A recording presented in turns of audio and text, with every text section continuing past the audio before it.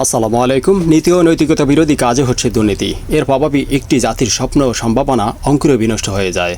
Guys, Oman থেকে আমি আকলাকুর রহমান আশিক, আপনাদের আশিক ভাই। দুর্নীতিগ্রস্ত একটি জাতি কিভাবে নিঃশেষ হয়ে যায়, আজ আপনাদেরকে জানাবো সেই ঘটনা। কোনো জাতির সামগ্রিক জীবনাচরণে সততা ও মূল্যবোধের অবক্ষয় ঘটলে জাতীয় জীবনে নেমে আসে চরম বিপর্যয়ের অশনি সংকেত। ব্যক্তি, সমাজ ও রাষ্ট্র আক্রান্ত হয় সর্বগ্রাসী দুর্নীতিতে। সংকটাপন্ন হয়ে ওঠে জাতীয় অস্তিত্ব। আমাদের দেশে মহামারী আকার দেখা দিয়েছে দুর্নীতি নামের এই ব্যাধিটিতে।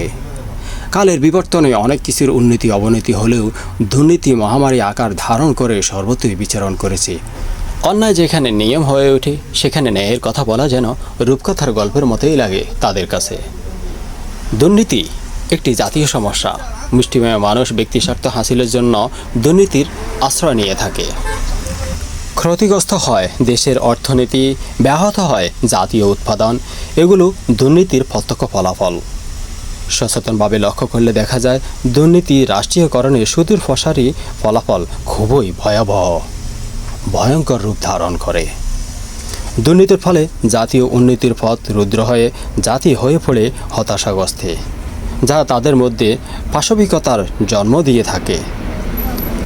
দুর্নীতির এই নেতিবাচক দিকটা সবচেয়ে বড় শিকার হচ্ছে যুব সম্প্রদায়।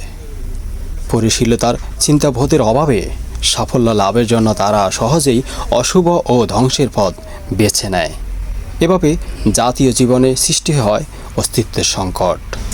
দুর্নীতিগ্রস্ত জাতি কখনো কাঙ্ক্ষিত সাফল্য লাভ করতে পারে না। আমাদের দেশের যুব সমাজকে এই বিষয়টা অবশ্যই উপলব্ধি করতে হবে। সমৃদ্ধ ও কল্যাণকর সমাজ গড়তে হলে জাতীয় জীবনে এই দুর্নীতি অপসারণ করা অতীব জরুরি। দুর্নীতির মহামারী থেকে মুক্তি পাক বাংলাদেশ, সে আশাবাদ ব্যক্ত করছি আমি আকলাকুর রহমান আশিক। আজ চলে যাচ্ছি, ইনশাআল্লাহ পরবর্তীতে আবার অন্য কোনো বিষয় নিয়ে আপনাদের সামনে হাজির হব। সে নাগাদ সবাই ভালো থাকুন, সুস্থ থাকুন। আল্লাহ সবাইকে ভালো রাখুক, নিরাপদে রাখুক। এই আমানিল্লাহ। আকলাকুর রহমান আশিক ফেসবুক, আশিক ভাই ফেজ, আশিক ভাই 2.0 ইউটিউব চ্যানেল থেকে আমি আশিক।